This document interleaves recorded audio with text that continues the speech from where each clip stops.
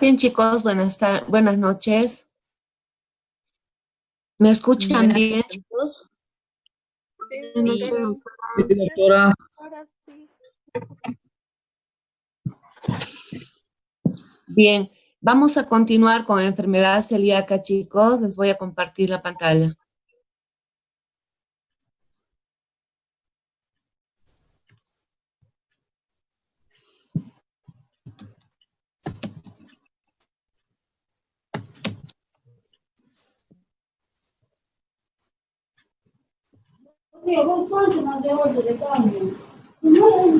Apaguen, por favor, sus micrófonos, chicos, y enciendan sus cámaras.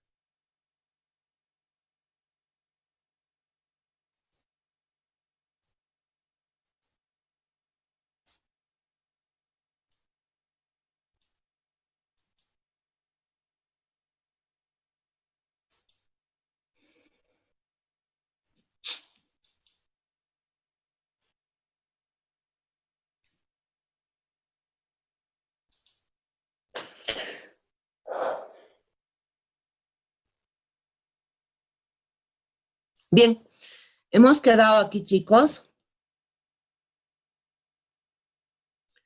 Enfermedad celíaca no respondedora y enfermedad celíaca refractaria. La enfermedad celíaca no respondedora, esta es su abreviación internacional, se define como la falta de respuesta clínica o de laboratorio luego de 6 a 12 meses de iniciada la dieta libre de gluten. Ocurre en 7 a 30% de los pacientes y sus causas son exposición al gluten en 36%, síndrome de intestino irritable en un 22%, enfermedad celíaca refractaria en un 10%, intolerancia a la lactosa en un 8%, colitis microscópica en un 6%. Ante una enfermedad celíaca no respondedora, primero debe verificarse que la serología y las biopsias iniciales sean compatibles con la enfermedad.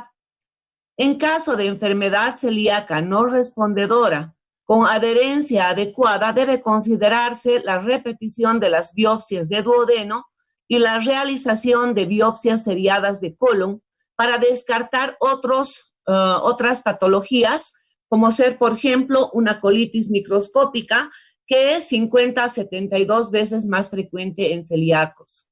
La enfermedad celíaca refractaria se define como los signos de mala absorción persistentes o recurrentes asociados a una atrofia velocitaria a pesar de una dieta estricta libre de gluten por más de 12 meses, en ausencia de cualquier otro tipo de enfermedades, incluyendo el linfoma. La enfermedad celíaca refractaria va a afectar a cerca del 2% de los pacientes con celiaquía. Se han descrito dos tipos de enfermedad celíaca refractaria. La enfermedad celíaca refractaria tipo 1, que se la conoce con el nombre de MARSH 1, se caracteriza porque tiene linfocitos intraepiteliales de inmunofenotipo normal. Y la enfermedad celíaca refractaria tipo 2 o MARSH 2 por linfocitos intraepiteliales anormales con alteraciones de antígenos de superficie y del receptor de célula T. La presentación clínica de la enfermedad celíaca refractaria tipo 2 es más severa, con ulceraciones a nivel del yeyuno y asociación con gastritis linfocítica. Además, presenta un mayor riesgo de linfoma de intestino delgado y de otros órganos, 37% versus 14% de la MARSH 1. Y una evidente menor sobrevida, 44% versus 93% a 5 años. Si bien no hay estudios comparativos sobre su tratamiento, ¿no? Se han utilizado esteroides sistémicos y algunos quimioterápicos, como ser la azatioprina, y se ha reportado el uso de la budesonida la mesalazina, 6-mercaptopurina, el metotrexato, la ciclosporina, anticuerpos antifactor de necrosis tumoral y la cladribina. ¿Cuáles son las complicaciones neoplásicas? Los pacientes con enfermedad celíaca tienen 1.29 veces mayor riesgo de desarrollar neoplasias intestinales y también extraintestinales, especialmente el linfoma no Hodgkin y cáncer de intestino delgado. El linfoma de células asociado a enteropatía se diagnostica habitualmente en la etapa avanzada al reaparecer síntomas o como consecuencia de una celiaquía refractaria, no tipo 250, y es la principal causa de muerte de los pacientes con celiaquía. Se desarrolla generalmente en el yeyuno, pero también puede presentarse en íleon o sitios extraintestinales, como ser hígado, cerebro, tórax, hueso. Es más prevalente en varones, sobre todo sobre los 60 años, y su sobrevida es pobre, 15 a 20% a 2 años. Su sospecha obliga a un estudio exhaustivo que puede incluir tomografía por emisión de positrones, videocápsula y enteroscopía de doble balón.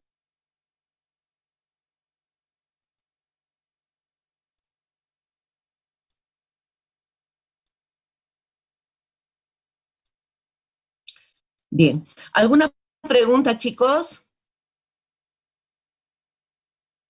¿Preguntas? Con esto hemos concluido enfermedad celíaca.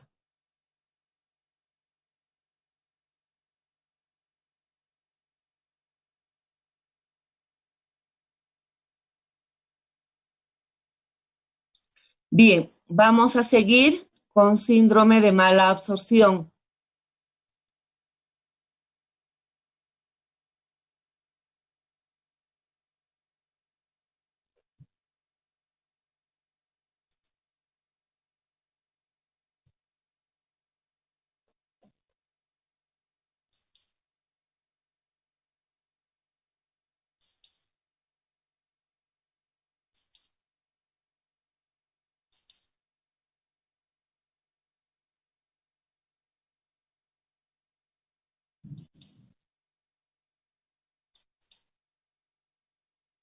¿Están viendo las diapositivas, chicos? Sí, doctora. Sí, doctora, se ve. Bien, esta es otra entidad, ¿no?, del intestino delgado, síndrome de mala absorción.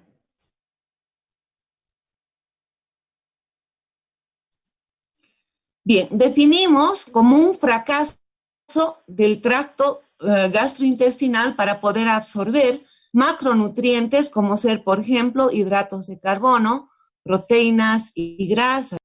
Micronutrientes como ser vitaminas, minerales y electrolitos, tal el caso de calcio y magnesio. En cuanto a la etiología, dependiendo del sitio donde se produzca la alteración, vemos, por ejemplo, en el estómago que va a tener un mecanismo propio, en el páncreas lo propio, en la vía biliar, en el intestino delgado. Vamos con el estómago. En casos en los cuales exista vaciamiento rápido, pérdida del factor intrínseco de Kastler, exceso de secreción de ácido. ¿En qué caso se va a dar esto? En un paciente, por ejemplo, que ha sido gastrectomizado post-gastrectomía, ya sea Billroth 1 o sea Billroth 2. La Billroth 1, les hago el recuerdo, es la gastroduodenostomía, y la Billroth 2 es la gastroyeyunostomía. Entonces, en ambos casos se puede dar como una complicación el síndrome de mala absorción, tanto en la Billroth 1 como en la Billroth 2. Gastroduodenoanastomosis y gastroyeyunoanastomosis respectivamente. Anemia perniciosa por cualquier causa y el síndrome de Zollinger-Ellison.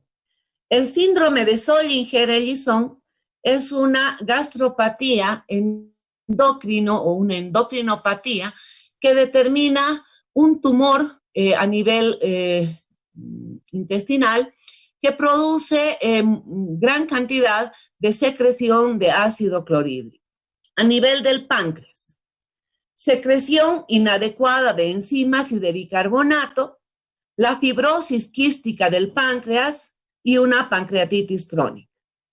A nivel de la vía biliar, formación defectuosa de micelas, y esto se da en las atresias de vía biliar, en la cirrosis hepática y en las hepatitis neonatales. Intestino delgado, daño del enterocito o pérdida de la superficie absortiva y defecto enzimático, ¿no? del factor intrínseco de Kätzle también como mecanismo.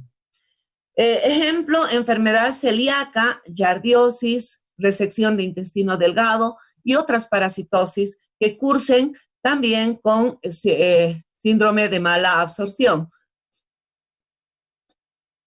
Tenemos la fase intraluminal o digestiva, insuficiencia pancreática, alteraciones biliares, alteraciones de la disponibilidad de nutrientes posterior a procedimientos quirúrgicos. Cuando la mala absorción se da en la fase mucosa o absortiva, tenemos alteración de la pared intestinal, pérdida de superficie mucosa, defectos selectivos de la absorción. En la fase de transporte, alteraciones vasculares y alteraciones linfáticas. ¿Cuál es la clínica del síndrome de mala absorción? Ustedes lo conocen, ¿no? Diarrea crónica. Generalmente son heces pastosas que se acompañan de esteatorrea. Vale decir, la presencia, ¿no?, de grasa en la materia fecal y también en muchas circunstancias de creatorrea, que es la presencia de proteínas a nivel de la materia fecal. Esta materia fecal flota en el inodoro precisamente por la esteatorrea. El paciente va a tener dispepsia y en la dispepsia generalmente vamos a encontrar meteorismo, distensión abdominal, puede haber borborismos, el paciente se queja de que el intestino le suena y falla en el medro, alteración pondoestatural.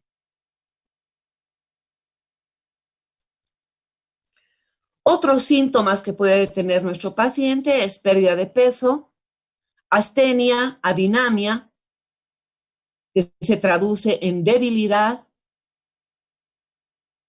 osteomalacia, osteoporosis, osteopenia, por la deficiente absorción de vitamina D y, lógicamente, también del calcio. El paciente podrá tener hemorragias y también edemas. ¿Por qué? Porque va a existir una disminución a nivel de la albúmina, una hipoalbuminemia, lo que va a determinar fuga del espacio intravascular al espacio intersticial. Y tendremos un edema disproteinémico. ¿Cómo hacemos el diagnóstico, chicos? En primer término, balance hidroelectrolítico.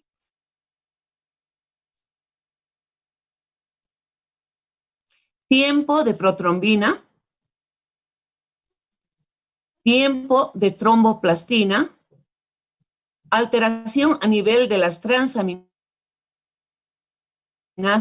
ya les había mencionado, disproteinemia, sobre todo a expensas de la albúmina, hipoalbuminemia, alteraciones a nivel del colesterol, fosfatasa alcalina. Vamos a pedir determinación de hierro, calcio, zinc, magnesio, folatos y vitamina B12.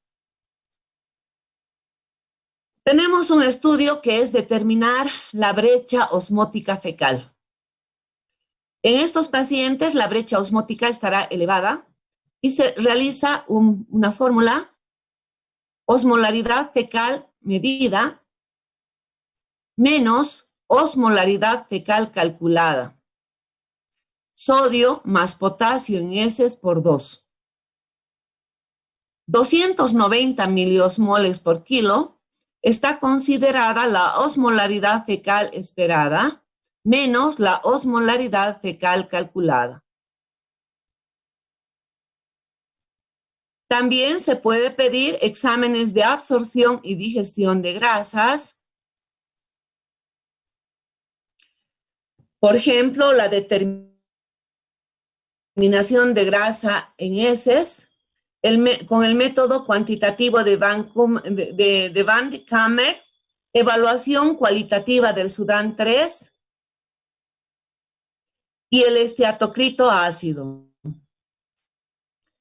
Exámenes de absorción de hidratos de carbono, análisis químico de la materia fecal, pruebas de tolerancia oral a un hidrato de carbono y pruebas de aliento de hidrógeno. Exámenes de absorción de proteínas. Estos exámenes tienen poca utilidad, son costosas y difíciles de procesar. La depuración de la alfa-1 antitripsina. Exámenes de absorción de sustratos específicos, la prueba de Schilling, que nos mide la vitamina B12, y medición directa de los ácidos biliares en las heces. Pruebas de función pancreática, amilasa, lipasa. Estudios de imagen que vamos a solicitar o estudios de gabinete, una placa simple de abdomen, ecografía abdominal, tomografía, colangiopancreatografía endoscópica retrógrada, la RCP. Colangiopancreatografía endoscópica retrógrada, la RCP. Podemos también solicitar un estudio varitado del intestino delgado, vale decir, un tránsito intestinal. ¿Por qué, chicos? Porque este paciente con síndrome de mala absorción, en alguna circunstancia, va a tener imágenes de íleo, que va a hacer sospechar un proceso obstructivo o oclusivo del tránsito intestinal. Entonces, para descartar cualquier otro proceso, como ser, por ejemplo, bridas o adherencias que determinen un íleo mecánico, entonces se puede pedir un estudio varitado del intestino delgado, un tránsito intestinal. Endoscopía, biopsia de la mucosa del intestino delgado, gold estándar en el diagnóstico de estos pacientes. Endoscopía, biopsia de la mucosa del intestino delgado, ya que el examen anatomopatológico nos va a dar el diagnóstico etiológico del paciente. Entonces, la biopsia de la mucosa del intestino delgado, depósitos amiloides con función de rojo Congo, sugiere amiloidosis, macrófagos espumosos y cuerpos de inclusión en enfermedad de Whipple, vacuolización de enterocitos en la alfa-beto-lipoproteinemia, ectasia de vasos linfáticos en la linfangiectasia, aplanamiento de las vellosidades intestinales, infiltrado submucoso e hiperplasia de las criptas de Lieberkühn. ¿Cómo hacemos el tratamiento? Si el paciente tiene un déficit primario de lactosa, debe restringirse el aporte de lactosa a la cantidad necesaria para reducir los síntomas. Puede utilizarse lácteos derivados de procesos de fermentación, como habíamos visto en la intolerancia a la lactosa, vale decir yogur, leche cultivada, queso. Si hay déficit de disacáridos secundarios a gastroenteritis, supresión del disacárido por 2 a 3 semanas con reintroducción gradual según la tolerancia y los controles de laboratorio. Intolerancia a disacáridos y monosacáridos, según la gravedad del cuadro, deben implementarse medidas de complejidad progresivas, como alimentación continua enteral, evitando la fórmula en la que se mostraba intolerancia o con fructuosa como único sustrato. Nutrición parenteral asociada a nutrición enteral libre de carbohidratos y nutrición parenteral total con reintroducción de azúcares por vía oral en forma lenta y gradual, dependiendo de la tolerancia del paciente.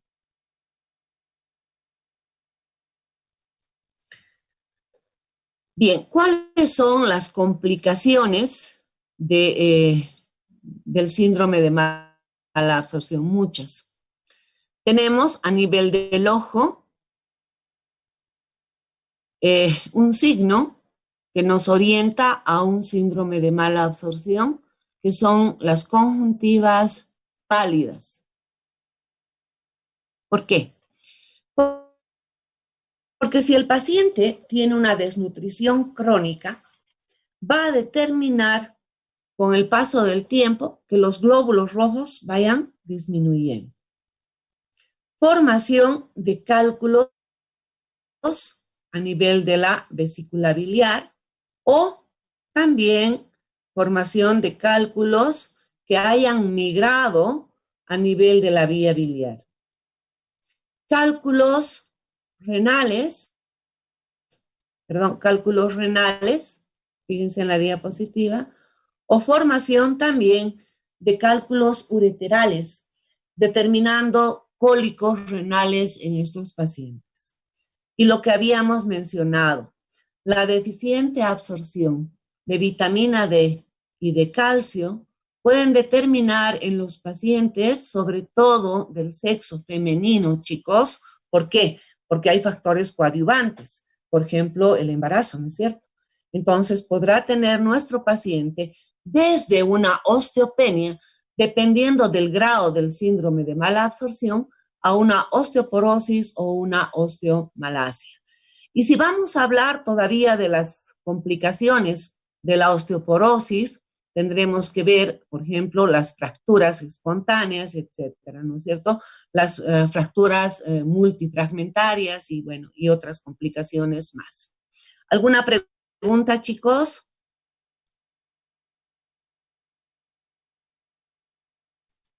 ¿Preguntas? Doctora, ¿podría repetir de las conjuntivas pálidas? No le entendí muy bien. Ya. Tenemos muchas complicaciones de un síndrome de mala absorción. Estamos hablando de pacientes desnutridos, ¿no es cierto? Desnutridos en forma crónica. Esto va a determinar que el paciente vaya perdiendo hierro, no hay buena absorción de hierro, por lo tanto, la eritropoiesis en estos pacientes va a estar alterada. Y si la eritropoiesis está alterada, nuestro paciente en forma crónica va a presentar ¿qué? Anemia.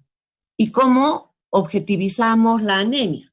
Con un signo semiológico que ustedes conocen, este que estamos viendo en la diapositiva, ¿no es cierto? Exponemos la conjuntiva tarsal inferior y vemos el color de la conjuntiva. En estos pacientes la conjuntiva estará pálida y no va a haber signos, por ejemplo, de hemorragia en estos pacientes, porque una anemia se puede producir por pérdida de sangre, ¿no es cierto?, en forma externa, por un traumatismo, qué sé yo, y hemorragias internas, generalmente del tubo digestivo. Si no existen esos factores y nuestro paciente está anémico, tenemos que buscar síndrome de mala absorción. No sé si he respondido su pregunta, señorita. ¿Alguna otra pregunta, chicos? Doctora, buenas noches. Buenas noches. Al tema anterior, habló sobre la clasificación de Marsh. Habló de la 1 y de la 2. ¿Cuántos grados hay? ¿Cómo podríamos Son dos. diferenciarlos? El Marsh 1 y el Marsh 2. Los linfocitos intraepiteliales normales corresponden al MARCH1.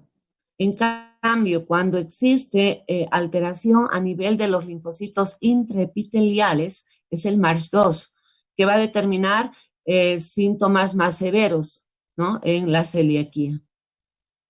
No sé si respondió su pregunta, señorita. Sí, doctora, gracias. ¿Alguna otra pregunta, chicos? Doctora, buenas noches. No logro. ¿Será que puede volver a explicar del tratamiento? ¿Cómo? Está entrecortado su audio, joven. Doctora, del tratamiento le está pidiendo si puede volver a explicar. ¿De cuál de los dos temas? ¿De cuál de los dos temas, joven? Joven. Bueno,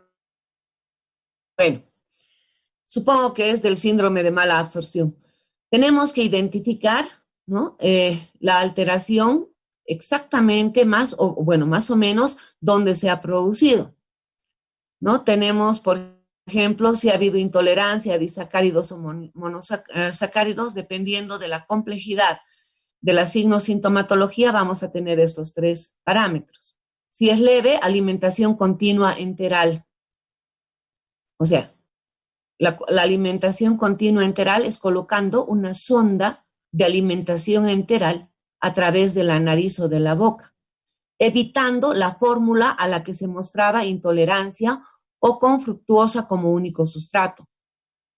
Nutrición parenteral, en un segundo grado, asociada a nutrición enteral libre de carbohidratos. Y por último, si está el paciente muy grave, nutrición parenteral total, con reintroducción de azúcares por vía oral, dependiendo de la respuesta o la tolerancia del paciente. Les estoy compartiendo la diapositiva, chicos.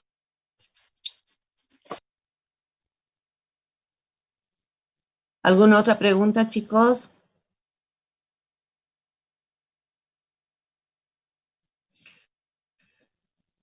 Bien, vamos a finalizar la presentación, chicos. Doctora, buenas noches. Buenas noches. Quería hacerle una preguntita en cuanto al horario. ¿Vamos a seguir manteniendo o en algún momento se va a cambiar y retornar al que teníamos? Sí, no sé si tienen algún problema con este horario. No, o sea, por el momento no tenemos ningún choque ni nada. Solo le preguntaba. Sí, chicos, que nos han mencionado, como van a empezar las prácticas, que tratemos de que no choquen sus prácticas con su teoría, ¿ya? Y nosotros teníamos clase de 5, ¿cómo era? De 6 a 7, teníamos el día miércoles, ¿sí? Miércoles, sí. Y el viernes de 5 a 6. Probablemente, chicos,